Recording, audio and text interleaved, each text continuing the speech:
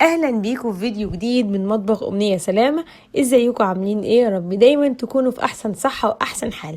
دلوقتي ورق العنب مال السوق، بصراحه ما اقدرش اشوفه من غير ما اروح اجيب واعمل. حتى لو انا مخزنه عندي في الفريزر بحب اروح اجيب ورق عنب طازه واعمل لي كده طاجن ورق عنب. بس احنا النهارده مش هنعمله طاجن، احنا هنعمل ورق عنب على الطريقه التركيه وهنعمل معاه حبه لحمه زي العسل. يلا بينا نبدا الفيديو. احب افكركم انا امنيه ودي قناتي، ولو دي اول مره بتشوفيني ما تنسيش الاشتراك وتفعيل زر الجرس علشان توصلكم فيديوهاتي الجديده. طاسه سخنه جدا جدا او حله نزلت فيها ببصلايه كبيره مفرومه مع قرن فلفل اخضر. اول ما البصله نشفت من ميتها ضفت لها حوالي ربع كوبايه من الزيت، اخدت اللون الذهبي. ضفت لها كمان شويه من الحباش المشكل، شبت وبقدونس وكزبره، معلقتين صلصه تسبكه، وكنت عصره رتل ونص من الطماطم بأقل كمية مية. سبت الطماطم تتسبك كده مع نفسها ورحت جبت الرز. وانا النهاردة ما غسلتش الرز، انا شفت الطريقة دي وقلت نجربها مع بعض ونحكم بنفسنا. نزلت بصلصة الطماطم وسبت منها معلقة، ونزلت بالبهارات اللي كانت ملح وفلفل وكمون كزبرة ناشفة وبابريكا، وكمان حطيت معلقة كبيرة من بهارات المحشي. ده بقى ورق العنب بتاعنا. انا بحب جدا اجيبه من الفلاحين، بيكون ورق عنب بناتي حلو كده ومزز، ما يكونش مخلوط ولا بورق فراولة ولا بورق توت. انا تجيب الكمية اللي انت عاوزاها، وبعد كده بناخده نديله شطفة وبرصصه كده على بعضه، لان دايما ورق العنب اللي بيكون مع الفلاحه ما بيكونش مترصص. انا خدته كده رصصته وكنت حاطه على البوتاجاز حله فيها ميه بتغلي. عقبال ما الميه غلت كنت انا رصصت ورق العنب، وكنت جايبه كده طاسه شوحت فيها كم قطعه كده من اللحمه الشرايح بالملح والفلفل وحبه من بهارات اللحمه، مفيش اكتر من كده، وهسيبها لحد ما تشرب ميتها. المية غلت، ضفت عليها معلقة صغيرة كده من الملح، ونزلت بورق العنب زي ما انتوا شايفين. ورق العنب بياخد قد ايه على النار؟ بياخد من 5 دقايق ل7 دقايق حسب سمك الورقة بتاعة العنب. في ورق عنب بيكون تخين شوية وفي بيكون رقيق، وخصوصا اللي بيكون لسه في اول الموسم بيكون لسه رقيق وجميل ما بياخدش وقت على النار. سقطته كده في المية المغلية بالملح وهغطي عليه دقيقتين 3، وهفتح اشوف واختبر كده الورقه بايدي. يا دوب لو لقيتها خلاص بدات اللي هي تستوي بطلعها على طول في بوله فيها ميه ساقعه، او في بوله بفتح عليها ميه الحنفيه.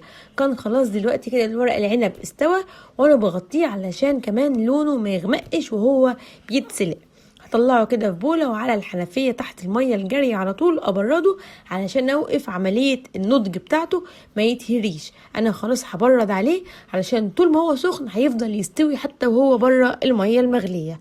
خلاص هنا خلاص شطفته وبرد تماما. ورق العنب بيبقى ليه وجه او ناحية خشنة وناحية ناعمة. احنا بنحط الرز على ايه؟ على الناحية الخشنة. انا هوريكم دلوقتي طريقة سهلة لو انت حتى معكيش بقى حد جنبك بيناولك او هتعملي كمية كبيرة. انا بفرش ورق العنب بكمية كبيرة على الرخامة ولا الترابيزة او حتى الطبلية اللي انت قاعد تشتغل عليها.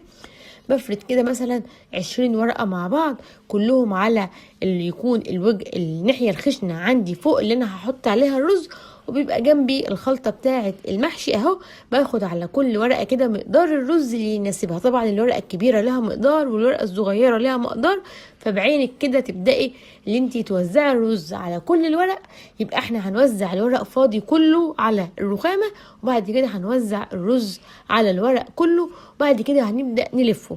في طريقتين لللف، يا اما هتجيبي الورقة يمين وشمال وبعد كده تلف رول، دي طريقة زي ما انتوا شايفين وبتبقى النتيجة بتاعتها حلوة اهي وسهلة. وفي طريقة تانية ان انتي تقفلي على الورقة وبعد كده تبدأي تلفي. دي الطريقة بتاعت اللي احنا نجيب الورق من اليمين والشمال وبعد كده نلف اهيت. والطريقة اللي انا بقولك عليها ان انت هتطوي الورق كده على الرز الاول وبعد كده تبدأي تقفلي يمين وشمال وتلفي ورق العنب بالشكل ده. والطريقة دي والطريقة دي حلوين. وما تنساش برضو الطريقة اللي احنا بنعملها على ايدينا، حبة رز كده ونقفل وبعد كده يمين وشمال ونلف، وبقى عندنا احلى صابع ورق عنب محندق وشبه السمسمة كده وفي منتهى الجمال. ولا تقولوا لي مكنة ولا اللي بيعمل على كيس ومسطرة، هو على ايدنا كده ما بياخدش 10 دقايق ونعمل حلة محشي ملهاش حل. خلاص انا خلصت الكمية بتاعتي كلها بالمنظر ده شايفين. في ثواني قعدت خلصته، سواء فرشناه كله على الرخامة، اشتغلنا بايدينا زي ما انت حابة مهما كانت الكمية. هنعمله النهاردة في الفخارة دي. حبيت ان انا اغير في الشكل، وبصراحة كان طعمه حلو جدا. جبت بصلاية فركتها كده بشوية ملح وفلفل، وحطيت نصها في ارضية الفخارة، وفص توم كده قطعته شرايح، وهبدا ان انا انزل بورق العنب. طبعا مش هنرصه، هندلقه على طول كده، ودي الميزه انه في الاخر برده هيتدلق من الفخاره، ومش هينزل مرصوص زي ما بنعمله في الحله او الطاجن. هخلص الكميه بتاعتي كلها، وبعد كده جبت اللحمه اللي انا شوحتها بملح وفلفل فقط لا غير، ورشه بسيطه من بهارات اللحمه لو انتي حابه. هحط كده اللحمه على الوش. اللحمه دي ما كانتش استوت، يا دوب اتشمعت كده. وهنزل بباقي البصله اللي انا فركاها بالملح والفلفل. ممكن كمان انا ضفت قرن شطه كده، ما يكونش حامي او بارد زي ما انت حابه، بيديله ريحه حلوه مع طرنشات الثوم. وبعد كده عصرت ليمونتين كبار او حسب الكميه اللي انت عاملاها، ليمونه 2 3. واخر حاجه حطيت مقدار كوبايه من الشوربه، ومدوبه فيها معلقه من تسبيكه المحشي. خلاص يا دوب كوبايه، يعني مقدار السوائل يكون اقل من نص كمية المحشي اللي احنا حاطينها في الفخارة. اهم حاجة نقفل عليه كويس جدا، ما نخليش نقطة بخار تطلع منه، لان معظم انواع المحاشي في الفرن بتبقى بتستوي على البخار اكتر. اقل كمية سوائل بتسويها غير الحلة او البوتاجاز من فوق. قفلت عليه كويس ودخلته على الفرن درجة حرارة 200 في الرف الاوسط. بيقعد معانا من ساعة لساعة وربع. انا قاعد معايا ساعة وكان في منتهى الجمال. فتحت الغطا، ونخلي بالنا لان بيبقى فيه كمية بخار رهيبة، نبعد ايدنا عنها. وده كان شكله، اللحمة اتحمرت وكان في منتهى الجمال. شايفين الجمال والحلاوة زي ما هو بلونه الاخضر الجميل.